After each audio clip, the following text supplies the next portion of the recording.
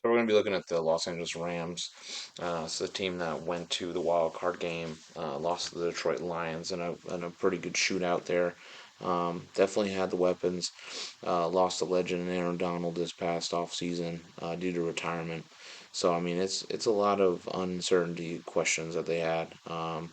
But they are a team that's resilient. They are a team that has fought through some very tough adversity games this past year, and this is a team that people I don't think expected them to even make it to a playoff game. But even there, they thought they could upset Detroit. They're a hot team. They were hot at the right time. So this is a team that can go on a run and can be dangerous. But again, it's a new season. What's going to happen? The Rams last year, if you're looking at it, 10-7 record. Again, wild card game against the Lions. They were 5-3 at home. They were 5-4 away. Points for was 404 and 377 points against. They were 10th in passing yards with 239 yards a game. They were 11th in rushing with 120.3 a game. 8th in points for with 23.8 points. And they were 19th in points against with 22.2. So, what did they do this offseason? They definitely were able to focus a lot of their attention towards the defense and what are they going to do with that, especially with Aaron Donald's um, Aaron Donald's not going to be there next year. So, what are they going to do? And I think that's what they were addressing with the draft, and of course free agency. So, yeah, let's take a look at their roster and how is it playing out for them. So the Rams, dude. So when I'm looking at the Rams, three wide receiver, one tight end set. Um, Starting at the offensive line, they got a very young guy that's unproven.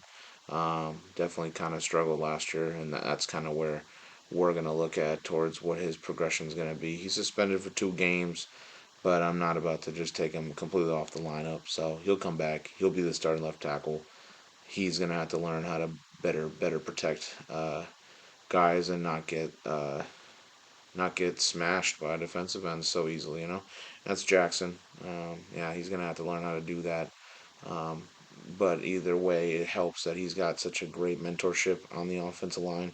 Because you start going there, you got Steve Avila, who's an honorable mention at the left guard position. I thought he was going to transition to center. That's not what it's on the roster.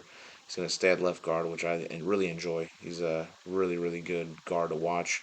He's going to be a guy that's going to be a problem, top 10 member, maybe. And then you got center Jonah Jackson, who transitioning from left guard to center. It's pretty good. He was a really important piece to the Lions' offensive line last year. He's ranked number 8 in the top 10 with left guard. So again, I think he's going to do well. And then you got right guard Kevin Dotson right there with an honorable mention, another great guard in the league. So you're looking at a great interior line for Los Angeles. And then at the right tackle, a veteran leadership guy, number 7 in the right tackle list, can help Jackson develop more. And Havenstein, man. So this is a really good offensive line. Honestly, one of the most promising offensive lines in the league. So they need to they need to see the positives of this. Under center, you're going to have possibly a future Hall of Famer, definitely a legend in his own right in Detroit and in LA because of getting him a Super Bowl ring. Matt Stafford, he was an honorable mention. He should have cracked the top 10, but there's a lot of run quarterbacks that were coming in, and so I had to put some guys that just deserve the respect to be top 10. But Matt Stafford is still elite. He's still a very key, vital piece. They lose him, they lose the entire offensive, firepower. Even with the weapons, I think Matt Stafford's a huge reason why they are where they're at. At the running back position, you got a really good running back in Kyron Williams. He's an honorable mention. He's a guy that could be top 10. He's definitely going to give you the best every Sunday and carry the load. So, there's that to help Matt Stafford not have the pressure of throwing the ball all the time. But when Matt Stafford's going to throw the ball, you're looking at Cooper Cup, who's honorable mention, who's definitely been a top 10 member, can definitely go back to top 10. Puka Nakua, who's definitely looking to be a top 10 member very soon, and he's an honorable mention.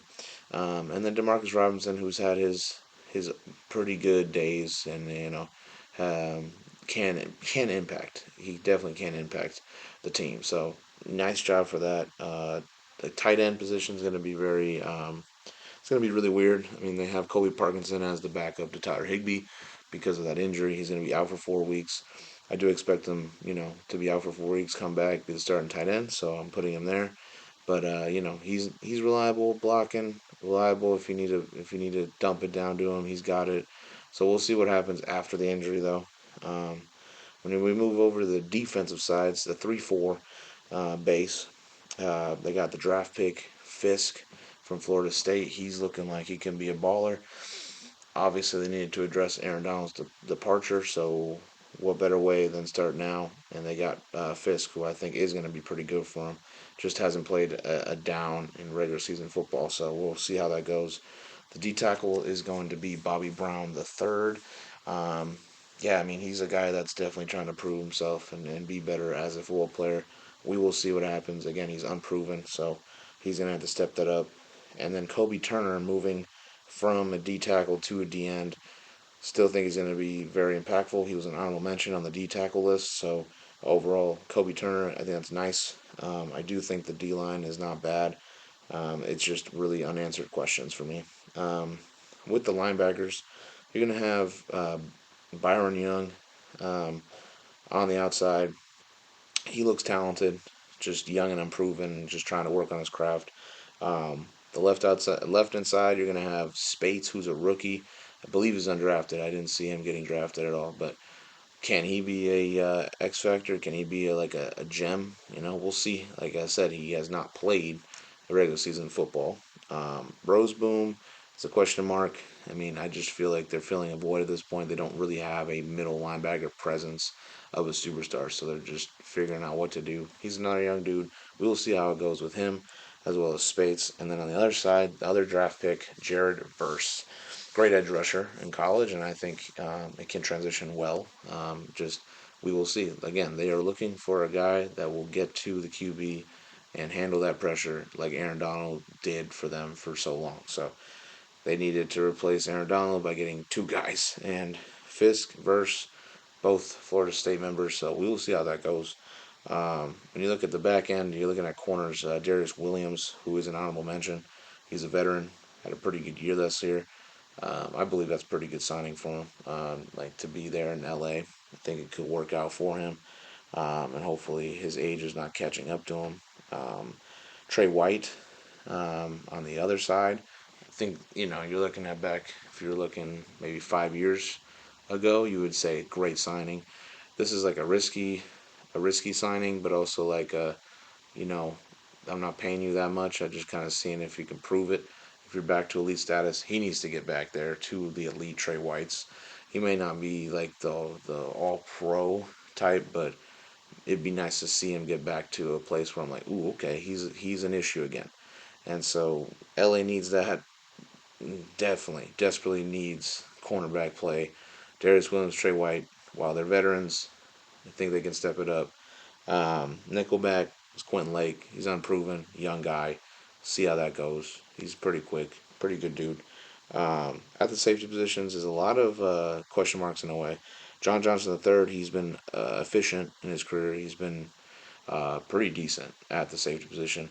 Just a question mark, just because of what is he going to bring to the table, and is he going to bring, that that play, that playmaking ability, man, that ability of being disruptive, of being good at run support, playing, you know, every which way in the field, man. They're gonna need to be explosive and be there. He's kind of slow, man, for safety, so we'll see how that goes. And then Cameron Curl, he can bring the boomstick, definitely can hit, but again, he needs to step it up. So how is this going to work for him with him being in a more crucial role? I mean, we'll see how this goes. Kicker, I mean, it's going to be Cardi, who's young dude, not really well known. Evans is their punter, and Tutu Atwell is going to be their kick returner, who has lightning speed. So overall, that is a really nice thing to see from LA. Yeah, overall, I see no issues. I see that this team has some really good upside. Really good upside. Just a lot of unanswered are they going to be these people like superstars, or are they just all just going to be mid tier or just a bust? It's hard, man. It's hard to be a Rams fan with so many questions, especially it feels like Aaron Donald's case. It's like it's one player, but it feels like you're losing like 10 of them. Just 10 players on your roster because of that loss. So will LA be affected by it? Absolutely.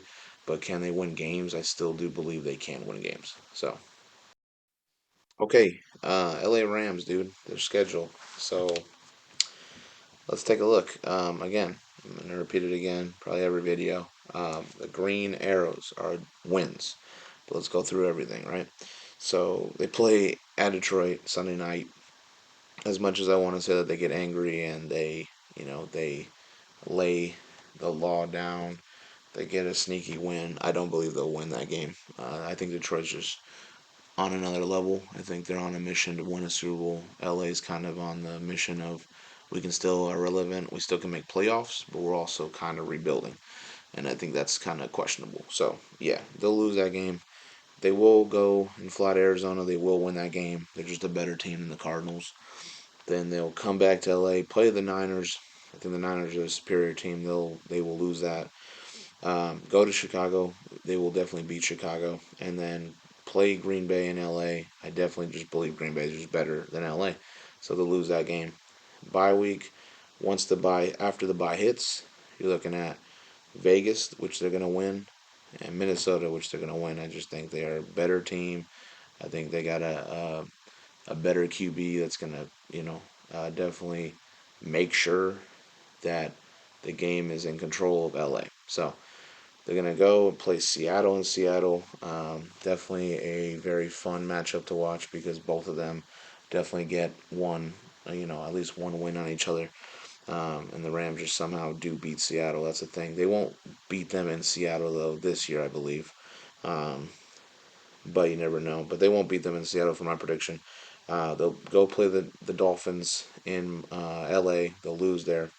They will definitely beat the Patriots. The Patriots, I think, are the worst team in the league, possibly. Again, I would have to revise it right now. I'm still doing previews, but they're looking like not a great team. They'll definitely beat the Patriots. And then they will lose to Philly in LA. Go to New Orleans, beat New Orleans, go to Buffalo, or go to LA to play the Buffalo Bills, beat Buffalo. Then go to the Niners. I think they'll lose the Niners again. They will go play the Jets. They'll lose there, and the final two regular season games, they will beat the Arizona Cardinals and they will beat the Seahawks, which their record will be a 9-8 record and a possible position at the playoffs. So, overall, don't think that they're bad. Think that they can do some things. Think that they can win some games. They're just, like I said, rebuilding, and they're not at the level of contention that they want to be because of the effect of Aaron Donald, the money, whatnot. They did go all out to win a Super Bowl just for it to kind of fade, and they have to figure out what to do with the pieces that are not there anymore. So, still a good team, still reliable. 9-8, I think, is a good amount of. It's a good record for them right now.